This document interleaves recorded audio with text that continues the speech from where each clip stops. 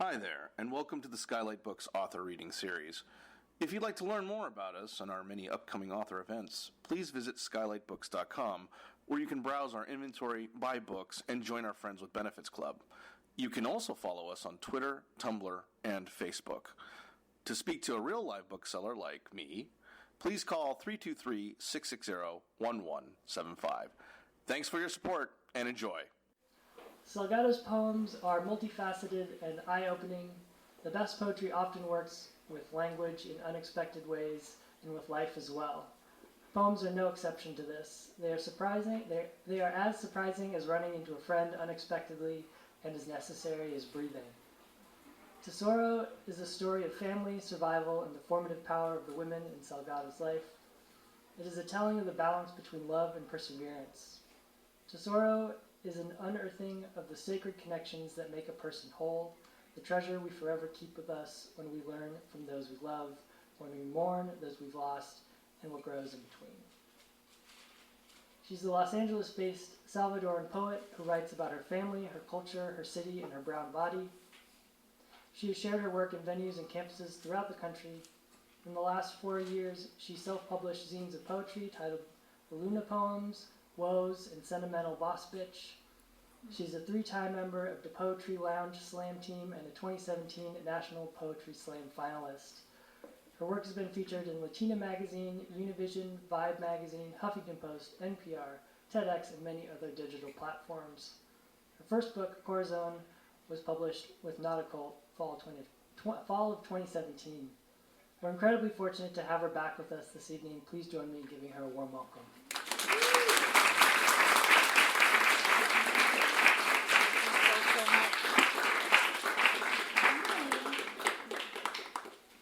How's everybody doing?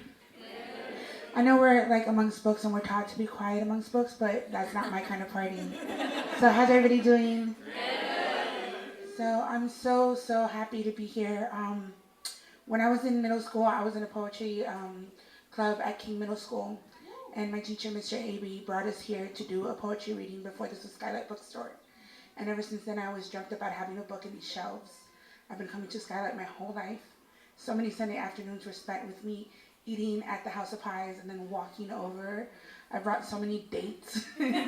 So if you've ever been in this room with me, it's because I love you and I wanted to share something very special to me. I've sat and cried around this tree so many times and read books I couldn't afford to take home, spent money I shouldn't be spending, and there's a section in the front to the left that's Los Angeles Poets, and that was my biggest dream at 13 years old, to be able to have a book on those shelves, and now I do.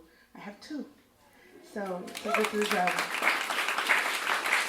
thank you. This is a very full circle moment for me, and I'm really happy to be here and to have y'all share it with me. This is home. I'm from Silver Lake, so I spent a lot of time up and down the street, and then giving stink eyes to gentrifiers and stuff like that. So I forgot my copy of Corazon, so I'm going to borrow one of the ones behind me. I want to read one of my favorite poems from Corazon, which is my love letter to Los Angeles. It's called What I Know. 1. All the bus routes that take you in and out of downtown Los Angeles. 2. The names of every street between Silver Lake and Echo Park. 3. What each store was before the gentrification. 4. The corner we found my father on after a diabetic shock. 5. The alley Mommy had us walk through the night Bobby hit her. 6. The clinic where I saw my first therapist when I was 12. 7. The parking lot where a drunk Bobby tried to teach me to drive. 8. The Rite Aid where I got banned from for shoplifting. 9. The store that doesn't ID for beer. 10. The old zoo.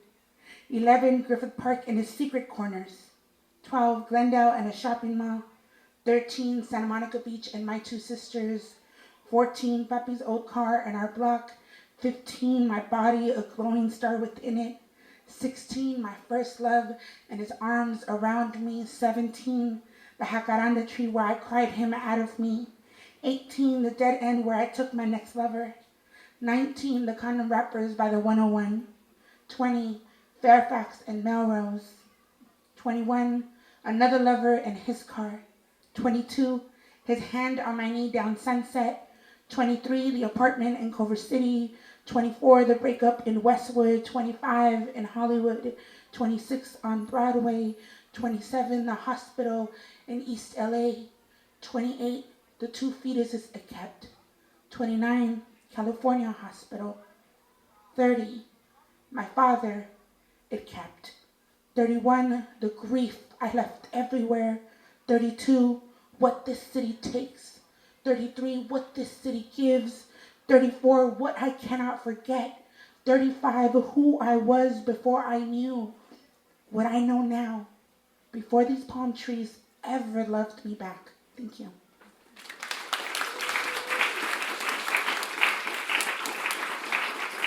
Thank you. So Corazon was my first book, right? And so when I put Corazon together, I'm like, I'm going to tell this love story. And my copy's up here in the front. Hold on a second. Thank you so much. So to know me is to know that I'm always 15 minutes late to everything. Sorry, 1 second. I have a bad leg, so sometimes I need to sit down. So we're going to get comfortable, okay?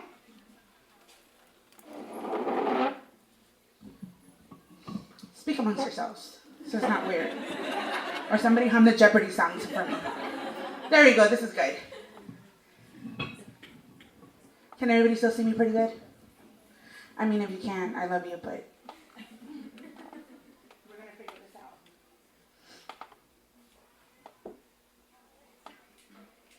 Okay, so when I wrote Corazon, I was like, I'm going to tell this love story, right?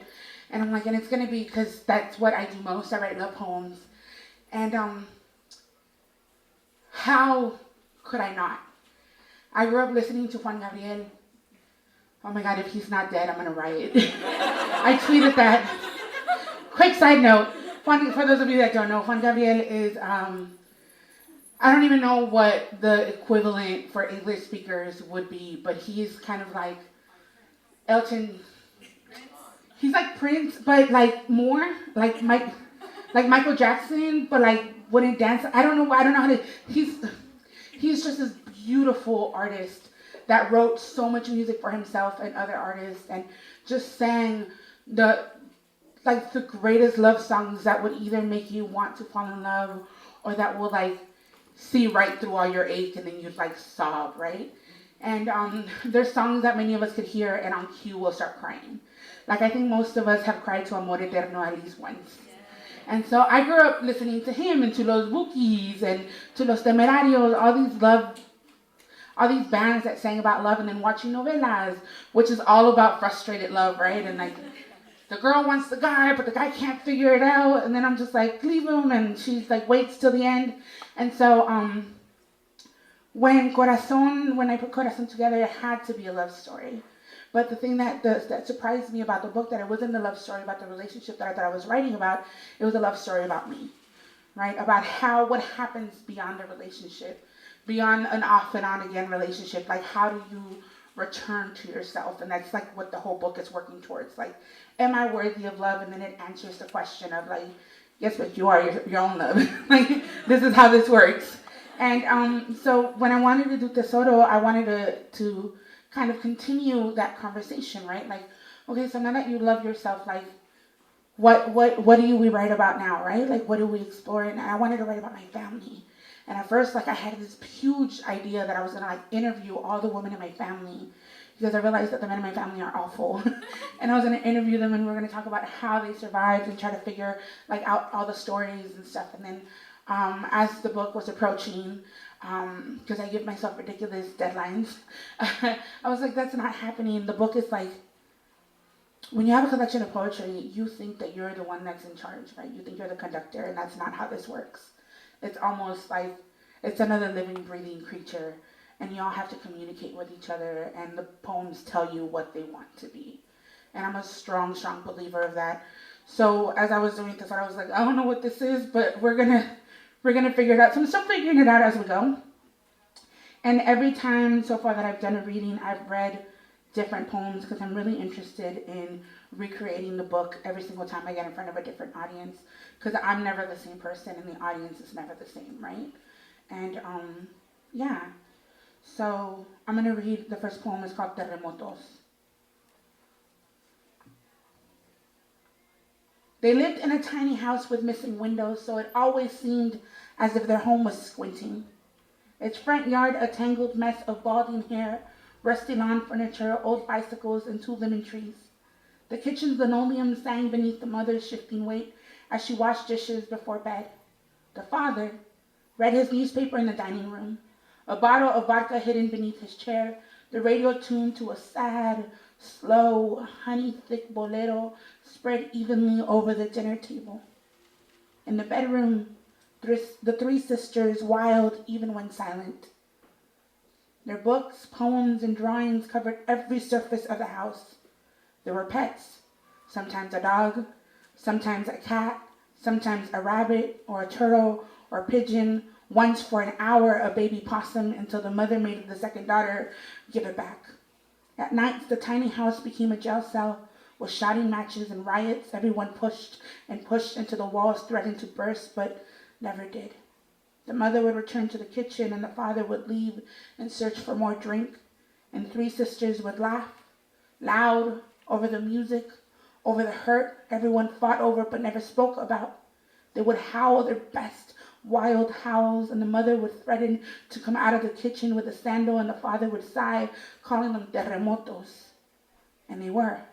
In that tiny house, they shook so good, you couldn't tell if things were the way they were from disaster or because they liked it that way. Thank you.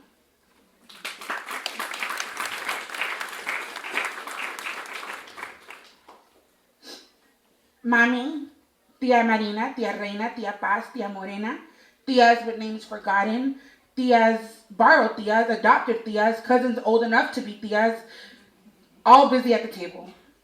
I am a little girl with her curls pulled into a bun. Today, I get to hold the ladle and scoop the masa into the banana leaves. I pass it along to a tia who adds the salsa.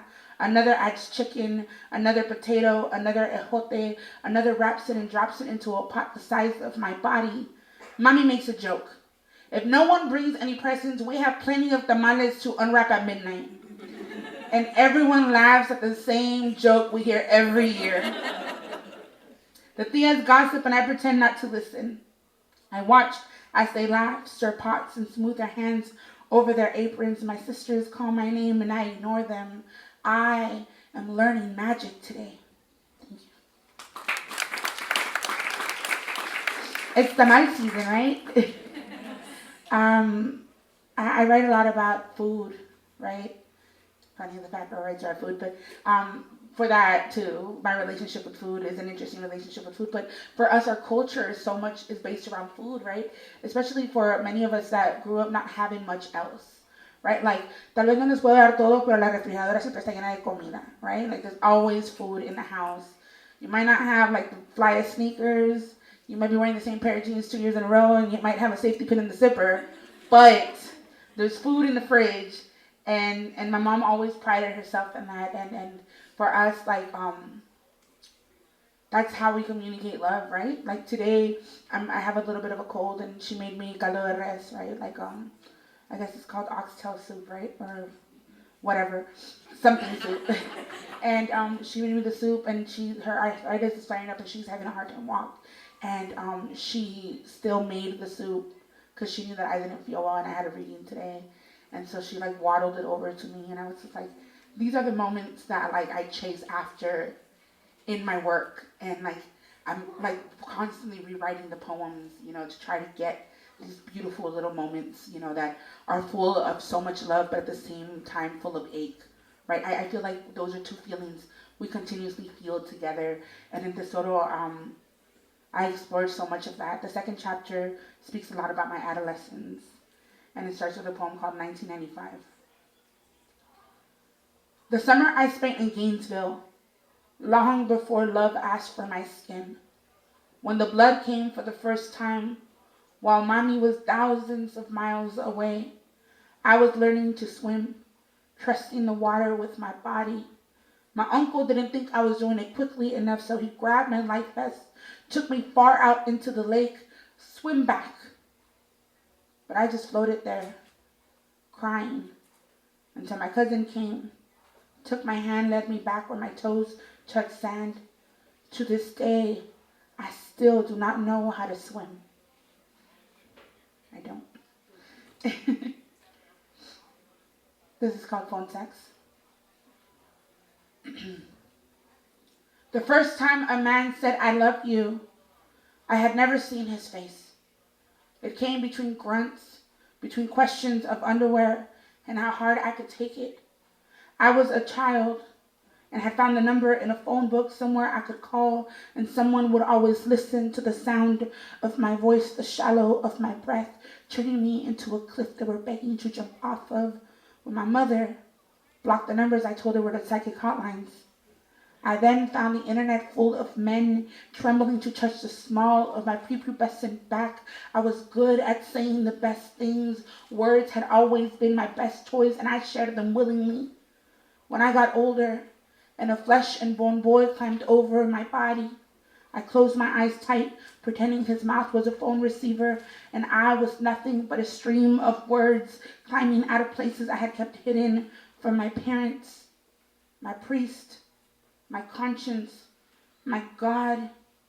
This boy working away at me, digging into me like those phone men trembling to slide themselves in, didn't know how long I've been waiting to hear "I love you" from someone who sees my face, someone who drinks from it as if it were all there was for his parched lips, that I've been waiting to have someone steal the knot in my throat, take it as their own, far, far away from the night where I found a number in a phone book and let men rub themselves raw as they listened to the poetry I had yet to learn was a blessing and never a curse. Thank you. How many of you are writers? I want to raise your hand, really, really brave. How many of you have had your family have issues with your writing? Yeah. Yeah, I'm the person people don't tell things to, or everything's prefaced with like, okay, I'm going to tell you something, but you can't write about it. And then I'm like, no, I'm going to write about it.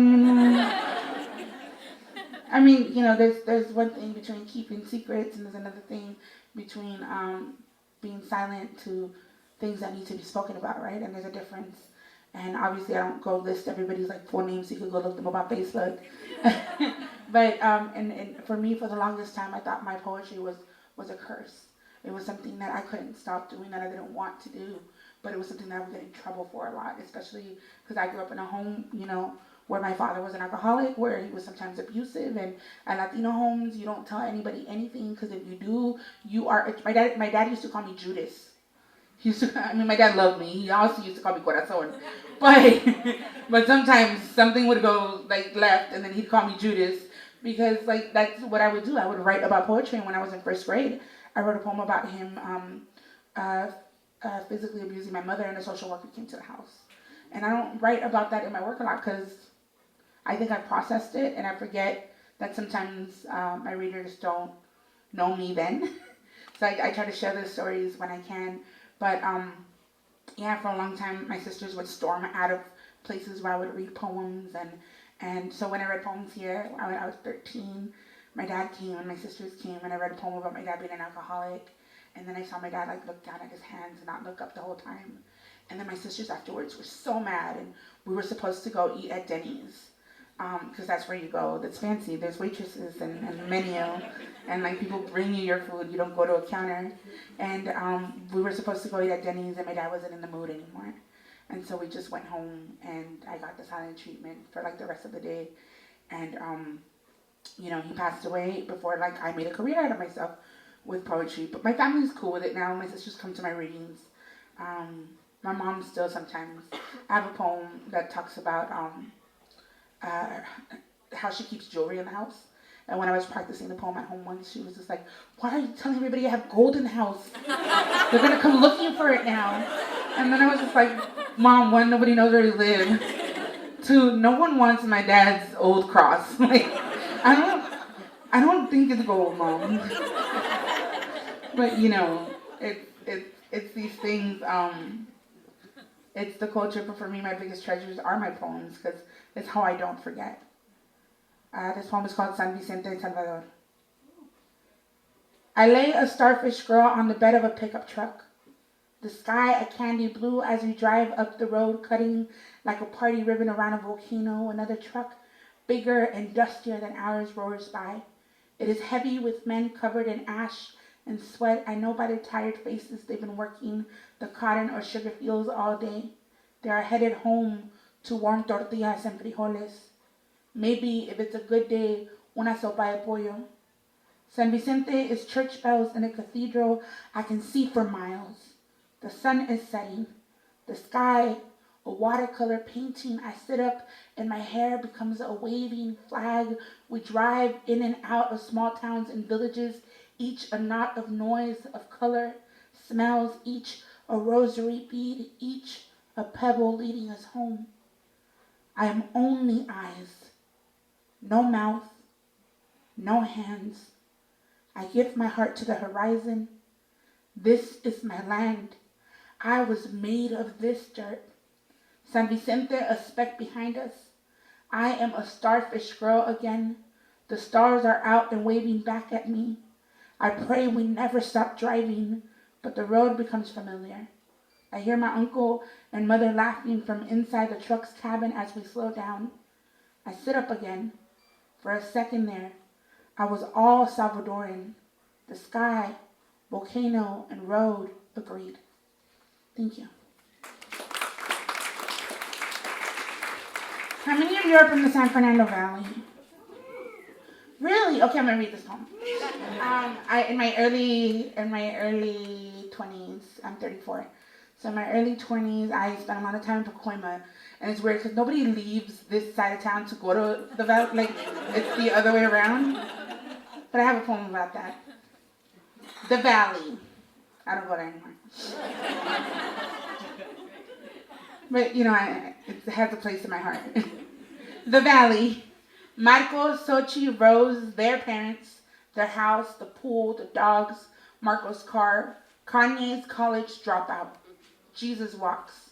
Hot nights outside of In-N-Out. Hot nights at Venice Beach. Hot nights at Placerita Canyon. The smell of weed, the beer, liquor, Kirby's pickup truck. Vicente Fernandez. 10 of us in an air-conditioned bedroom. Sochi and I the only girls. So much talking, laughing. Sleep over like this, like 7 a.m. would always be our bedtime. Like we'd be dancing on beaches until sunrise all our lives. Like dinner from Little Caesars would never get old. Like every house party was waiting for us to crash it. Marco was a brown boy, so brown they called him black. His parents Salvadoran. Before I knew words like diaspora and Afro-Latino. When I didn't understand why my loving him made my parents uncomfortable. When the homies called him the N-word, a joke they said, and I lectured everyone until they rolled their eyes. Pacoima, so long ago we drove up the canyon one day. The car stalled on the way back down. 5 a.m., Kirby put the car on cruise control. Marco and Sochi, twin brother and sister, sat on the moon roof. I held their legs inside. We flew down into the city lights. The homie Drizzy was on the hood of the car. We, Central American and young, free as fuck. Laughter and wind in our lungs. The canyon caught fire a year or two later.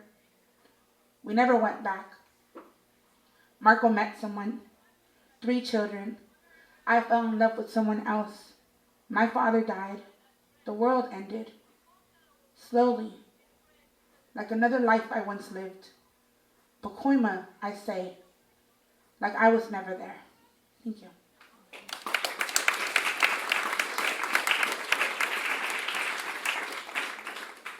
Man, the Valley.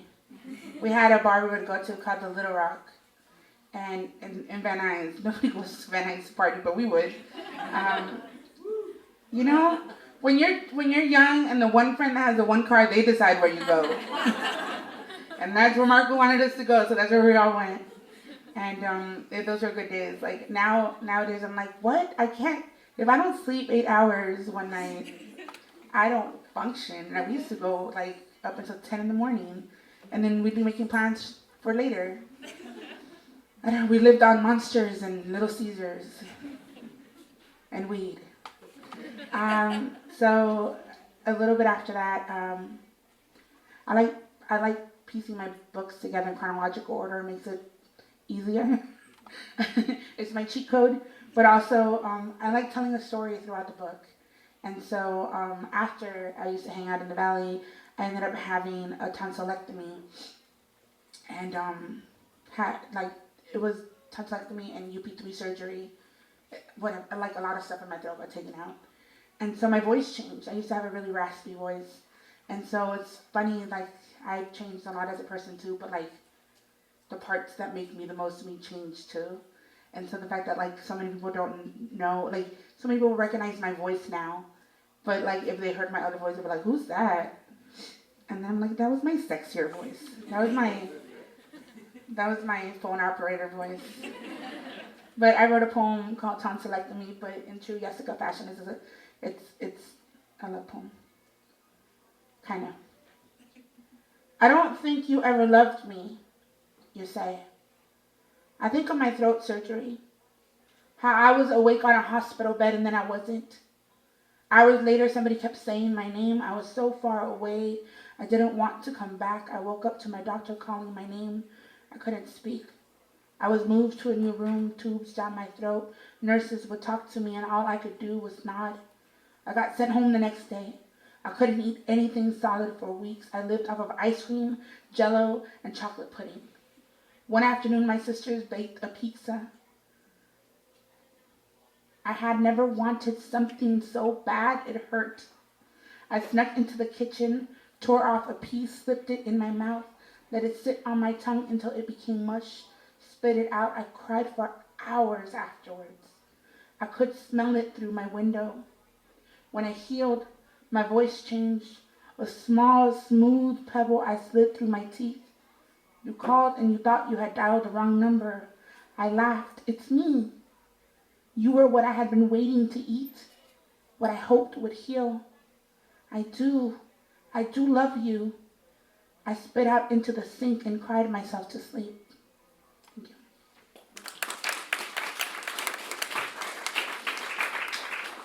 I have this poem called Tamarindo. You know, sometimes I think I'm really clever, but like I just be doing shit just because I can. I don't know if it's being clever, but I could do it because I can.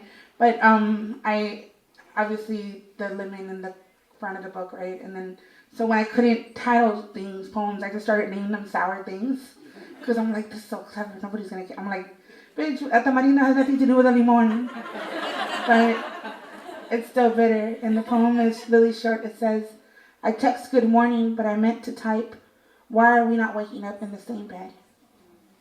You know that the tamarindo seed is small, whatever. I just wanted to share that with y'all. This poem is called Amargura. See, my theme. It's bitter for those of you that aren't Spanish privileged.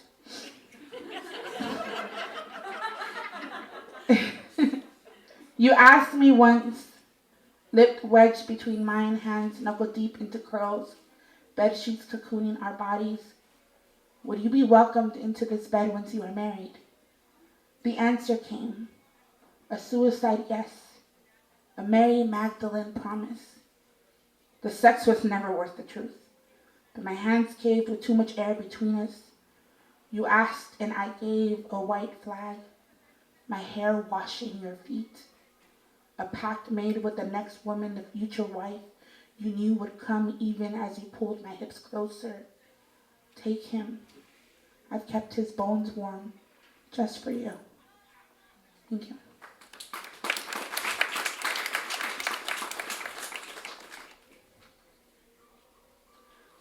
The husband with 2 kids, the weed man with no name, the Colombian with sweet Spanish, the single father with a soft chuckle, the rapper I almost moved in with, the poet with a secret fiancé, the artist with a dog I imagined mine, the lover with a smile like a fish hook. All of them roads I took hoping to travel far away from you. None of them got me anywhere that didn't flood at the sound of your voice. Sal y limón. Bartender slides a shot over to me. I rub a slice of lemon on the back of my hand, sprinkle salt, lick it all off, toss the alcohol down my throat, place the lemon to my lips and suck. I turn around, smile at Zoe. nod when she asks if we should dance. I try not to look at you. At the end of the bar, my old heart, I pretend I don't know what the room already does. We aren't here together. You and I aren't here at all. Thank you.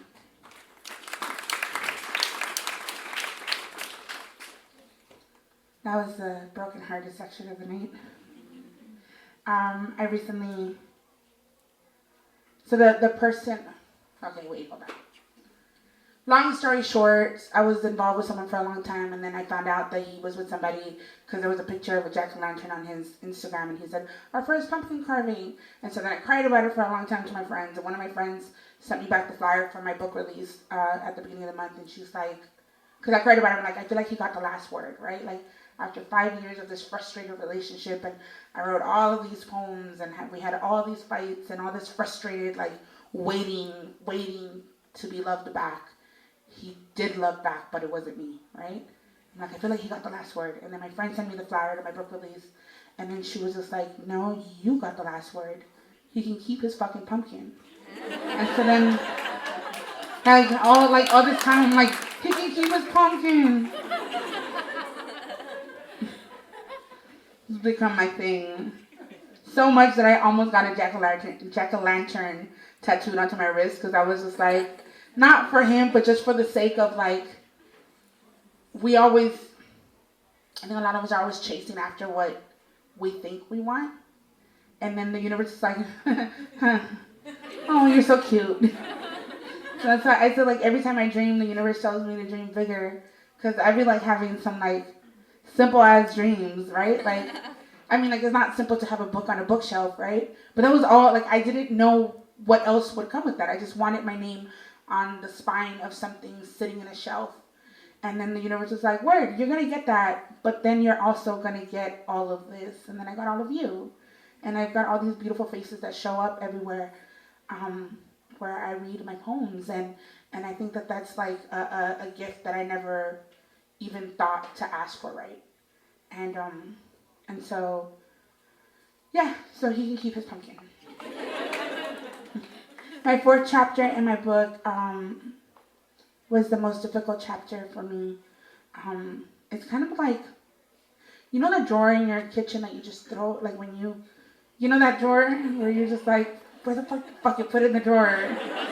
And you just throw all the stuff in there, and then, but you always end up needing what's in that drawer. And so that's what the fourth chapter is for me. It was all the difficult poems that I was just like, I don't know where else they would live, but they need to live in a book, right? And they do make sense to the book. They're part of the story, but they're kind of like just, they're in there for like when I need them. And some days I'm like, oh shit, like I really, like, this is a part of my story that I never really get to told. So I'm going to read 3 poems together from this section. The funeral. Mommy comes home from El Salvador. This time she left to bury her mother. She asks if we want to see the video to the funeral. I don't want to, but nod. I see all the faces I know from distance, the names that could only be pronounced in Spanish, the characters and all the stories Mommy never told us. There is a mariachi singing, woman with rosary beads and wet eyes, men in button shirts with sweat stains under their arms. The camera focuses on the coffin, and I can see my tiny grandmother, bones and ashen skin, laying amongst the roses and wildflowers. I don't want to look, but I do. Mommy is standing next to the coffin. Someone I don't recognize is patting her shoulder. My hands on my lap squeeze each other. I look across the room. Mommy is sitting on the couch and she's not crying anymore. This time it is me with the wet eyes. This is how I know. This is how it is when home is too far away and grief comes delayed in phone calls or videos. We don't know what to do with our hands that cannot spread over distance and time. The video ends. That night I dream about the funeral, but this time it is my father's. I am not there again. I wake up to empty hands. Always these empty hands. 8 years ago on a Tuesday, your father and all his body parts slowed down until the alcohol finally took what the doctor said was leaving years ago. You, your mother, and sisters do what you do best. You take care of it, plan the wake, call family, make jokes, feed the guests. Tonight, your lover calls after a night of drinking. You tell him you're celebrating an anniversary that you almost forgot. But thank goodness your mother lit a candle on the dining room table next to your father's favorite picture of himself. Your father's grave is in El Salvador, and this lets you pretend that he is less dead. Your lover asks if you're okay. You press your back into the mattress. I'm sorry, I guess life is really good now. Though you don't know who you are apologizing to. My mother's mother leans in. Your father was a terrible man. Your mother deserves so much more. I slide my headphones on, cry with no sound. My mother's sister tells me about my father groping her, and I do not want to listen. I know his sins. I lived them. I know his love. I lived it. I grieve for the daughter that I will never be again. Thank you.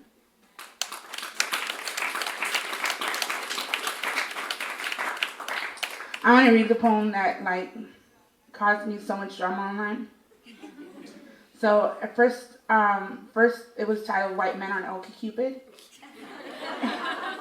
I changed the title to "Survival Tactics."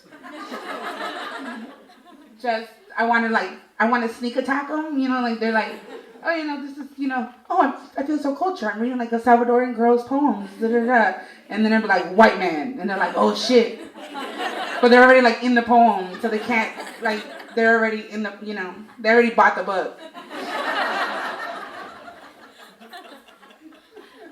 It's like the ninja poem. A white man on dating app asks why I rewind. I'm on all the dating apps, right? At this point, it's just a social experiment. I gave up. But I'm on all of them, and all of my apps say no white men. Right? All of them say I don't date white men. And then the messages are hilarious. Because there'll be people I'm not white, I'm Italian. I'll be like, you're not coffee, you're decaf. I don't know. But, okay, hold on.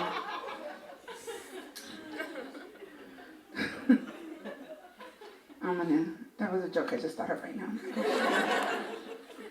Okay. I think in tweets. I'm I should tweet that.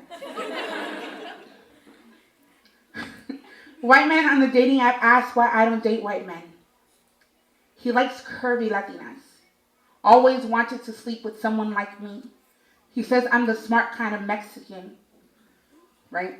The kind with a job and no kids. I probably have a temper and he finds angry women sexy. White man offers to buy me tickets to any concert. Says he can spoil a little brown girl like me. He's already dreaming of it.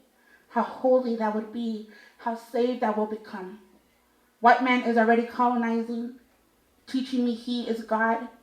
That I don't know better. It's his job to show me after all I am brown, meant to be walked on like soil. Hands, backs. I don't say anything. I don't know who he is. I'm only a picture on a website. Only a name on a direct message, a profile description that says I am Salvadoran and only date men of color. Meaning, I can only love you to find breath in someone that understands the suffocation. Meaning, I can only love somebody that doesn't look like what took everything. Meaning, I am only willing to love my own reflection. White man thinks he is the exception. Of course he does. He's a white man after all. Thank you.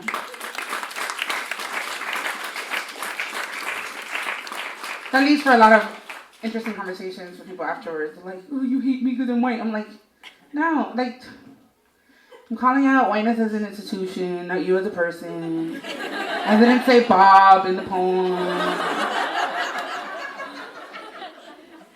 I'm like, I have a nephew that's half white. You gotta do the thing. I love you, kinda, I don't know. I have white friends. I like using reverse things like that.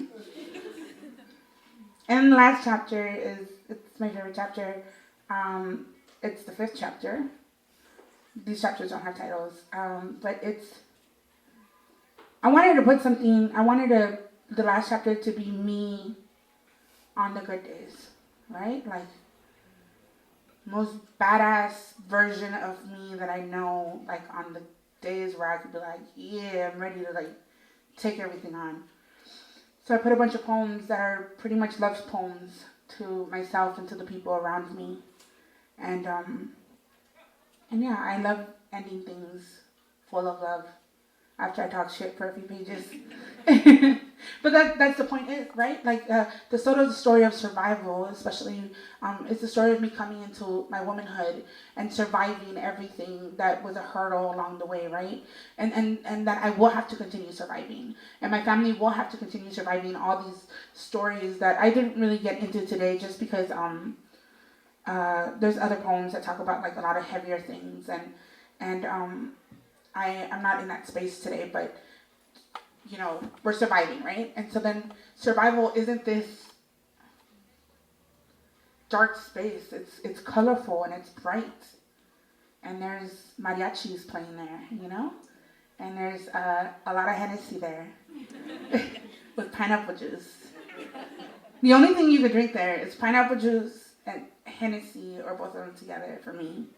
That's all I'm gonna have, like, at my wedding and every other event that I ever do. And water, because people be thirsty.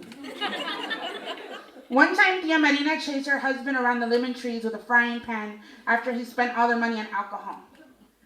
Another time, Tia Reina's husband tried fighting the other husbands. She walked outside and said to him, "Deja de tus chingaderas, vámonos."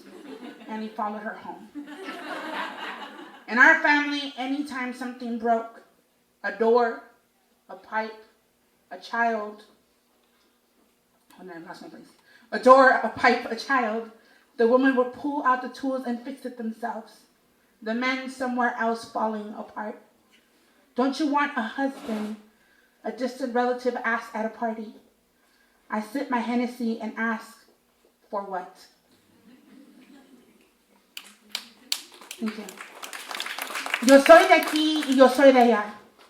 Mi corazón se viste con las luces de Sunset Boulevard, el tráfico del 101, el olor del café tropical y la bulla de los globos.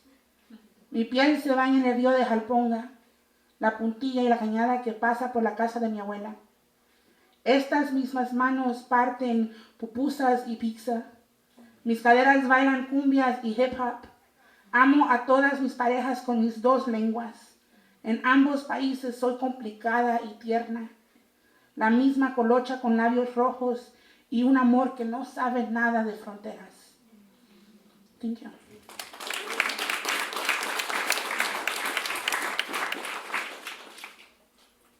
This one's wait a minute, which one? Okay. Trying to check on my time. Are y'all good? Yes. Yeah? Okay. I'm gonna do like 2 or 3 more pieces and then we'll do other stuff. I don't know. Okay. This poem's called Saya. And Saya is my 7-year-old niece. And my favorite person. She's dramatic as fuck. I love it. Because that means she's mine. She asked me for a journal with a lock so her brother won't read it. Her brother's too. But she wants a lock on that journal. And I was like, yes, I will buy you that for Christmas. Yeah, the other day she was having a bad day. I'm like, are you having a rough day? She goes, every year I've been having a rough day. I was like, let me introduce you to poems, because you need them. So I promised her that I would write her a poem, and I did, and I wrote it from her voice. And before I put it in my manuscript, I let her read it. I read it to her, because I wanted her to approve it, and she was just like, yeah, okay. She goes, well, I'll tell you afterwards. Thea says my eyes are 2 night skies and my hair as dark as the ocean at midnight. I laugh. She says funny things all the time. She kisses my hands and says my brown skin is the prettiest she's ever seen. Makes my face feel warm and my heart grow. Thea's job is to write stories and I help her. We have a pretend friend named Fluffy, and Fluffy always makes a mess. Tia says everyone is messy sometimes. When it's cold, we sit on her big chair and share a blanket. I tell her I want to watch Beady Beady Boom Boom. Did you know that Selena looks like me? Brown hair and eyes. When Tia cries, I pretend not to notice. I know it's because she loves me a lot, and sometimes it doesn't fit inside of her and leaks out through her eyes. She's going to write a book about me one day. You're crazy, I tell her. We sing Beady Beady Boom Boom really loud until Abuela says she can't hear her novela. We laugh. Tia is crying again. Thank you. She goes, why does it say you're crying all the time? And I go, do I cry all the time? She goes, yeah. She's like, you do? Well, actually, her favorite word is actually, well, actually. You're not crying right now? Well, actually. She's my joy. Okay, I'll do this one. Ode to a fat girl's crop top. Sweet shirt, made of little fabric, folded and unfolded, tucked into the bottom drawer, pulled out and inspected, worn in hesitance, exposing one single strip of tender flesh, anxious hands tugging at your hem, mothers and aunts asking where the rest of you has gone. Ay, mija, why can't you just wear a regular shirt? Se te mira toda la panza. Out in the world, you become a fuck you, a fist ready to fight, a go ahead and look as long as you want, a strut down a crosswalk, a laugh at turned up noses, and I don't give a shit, I look damn good. A parade, a victory, a graduation, wedding, and quinceañera happening at the same damn time. A fat girl who loved herself today. Thank you. And my last poem. Thank you so much, y'all have been so great. It's been so good. I told Danny, I was like, I'm only going to do 30 minutes. And then I looked at him like, I've been up here a while. Whatever. I'm living my dream. I'm living my best life. I was listening to Cardi B before I got here. That's my girl. At my funeral, I want you to play Beady Beady Bomb Bomb, followed by Back That Ass Up, followed by Juan Gabriel, followed by Drake. In that order. At my funeral, I want you to eat all that you can. Please don't turn down my mommy's food. She'll be grieving and offer you plateful. Say yes to each one. This will make her feel closer to me. At my funeral, don't read any of my poems. I wrote those to stay alive. Let them rest, stretch their limbs, pack their bags, find new fingers. At my funeral, let the men make jokes. I have understood that masculinity only allows them to be tender through laughter, and I want them soft and sweet during my final goodbye. At my funeral, thank the women, my sisters, my mother, my girlfriends, kiss their palms, keep their tissues, they are holy. And what I am the saddest about leaving at my funeral, let the babies run free, kiss their heads, sneak pastries into their chubby hands, wash their faces flushed with delight. At my funeral, find the little girls and let them try on my lipsticks, especially the red ones. Let them walk through the house, each mouth a rosebud made just for me. At my funeral, don't feel obligated to cry.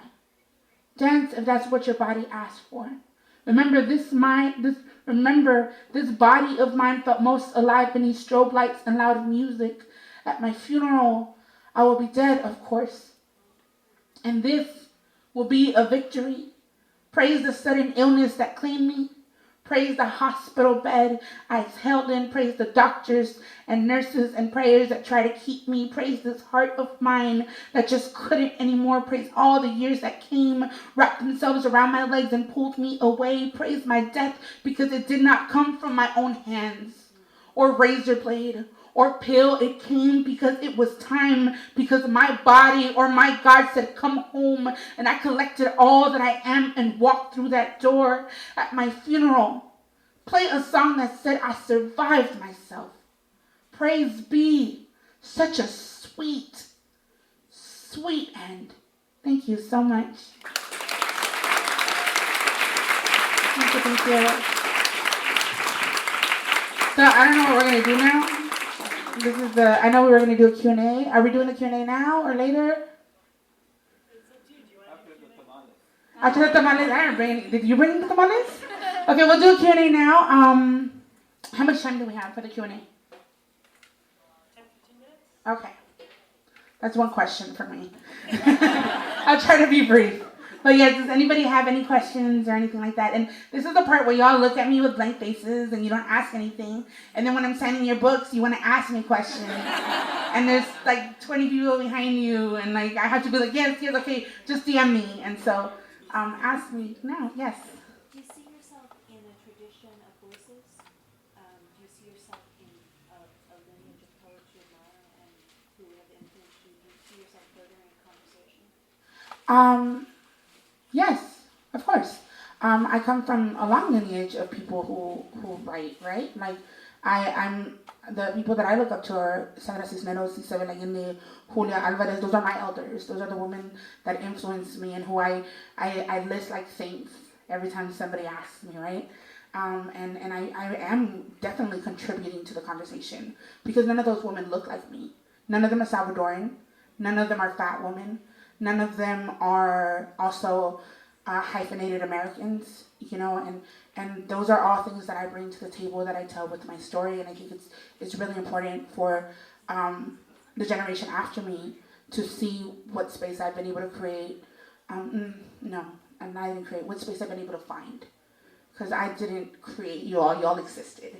All we did was find each other, and so by creating a career that mirrors my actual life, you know, it allows other people to want to create those mirrors for themselves and be able to show up. And unapologetic is my favorite word, and it's what I try to be on most days. It doesn't always work out, but I go into a space and I'm just myself 100%. Sometimes it gets me in trouble, but for the most part, it's pretty good. My publishers know how I am, so we're good.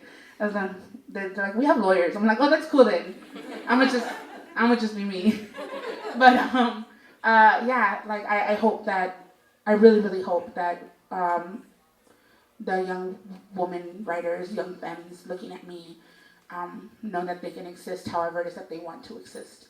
I don't come from an academic world. I dropped out of high school, and so I've been able to do something for myself that I thought could only happen if you have a degree. And so that's already a whole new part of the story that's been created. You know, I'm not the only one doing it. There's many of us, right? But this generation.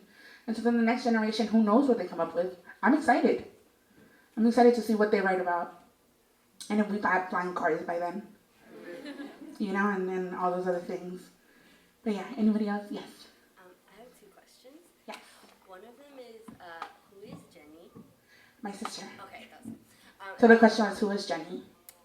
and then my second is, could you talk a little bit about like the significance of mangoes for you and like why they're important?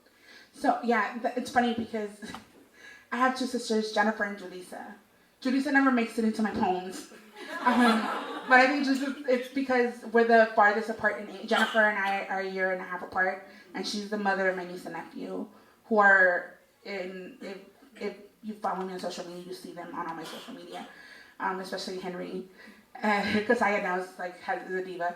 But yeah, she's my sister and my best friend, and you know, they're the people that have gone to war with you, and so no. What I write is as much her story as it is mine. So I say her name in a lot of my work because it's how I ground my sisters in it. And then mangoes are everything. My grandmother's property is lined by mangoes down by the river. There's a river behind my grandmother's house and it's lined with mangoes. And in order to get to the mangoes, I had to go through a field of cows to get to the mango, and I was scared of the cows because one of them kicked me once. And so there's a story that I tell that I went with my mother once, and she was bringing down we call them the mangos tiernos, like the infants, right? And those are like bitter, and you eat those with sal y limon, and were her favorite. And she gave me like a whole tarro, like a whole little bucket, and she's like, take this to the house, because I was going to go back to the house. She goes, take this to the house, and I'll be back up later. And so I'm walking in, and the cows are like coming, like to see if I have something for them. So I take a mango and I throw it far away. And so the cows eat the mango, but then they keep coming back. So I keep throwing the mangoes, and I get to the other side, and I don't have any of the mangoes. and so all of that is a big metaphor for me that, for me always, that like to get what I love, I have to brave what I don't love, like what terrifies me. And then also it's my home. And that's why the mango's in front of Corazon, and the lemon tree is on Tesoro, because my house in LA, we have 2 lemon trees in the front. And the trees are imagery that show up in Tesoro also. And there's a poem in the beginning of Tesoro that says, I'm always writing love letters to mangoes. And I don't pay attention to like the lemons in my front yard.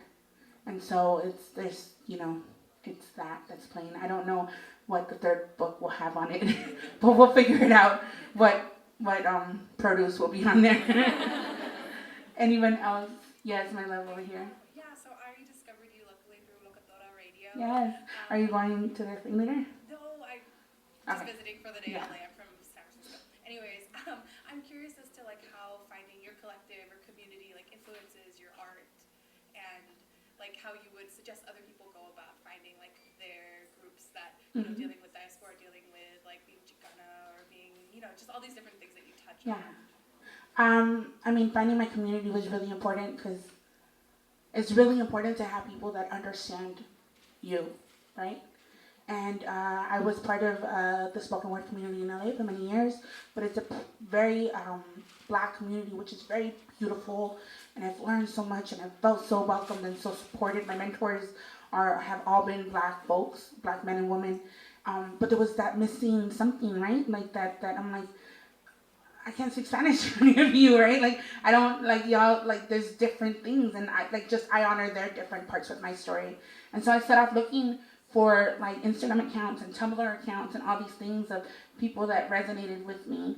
And I stumbled into the Boyle Heights community, and I stumbled into this group of people that were waiting for me. Like, it literally felt like they were waiting for me. And I've made some beautiful friends that happen to be people that do dope shit. And in LA, the people that are creating dope shit in LA are women.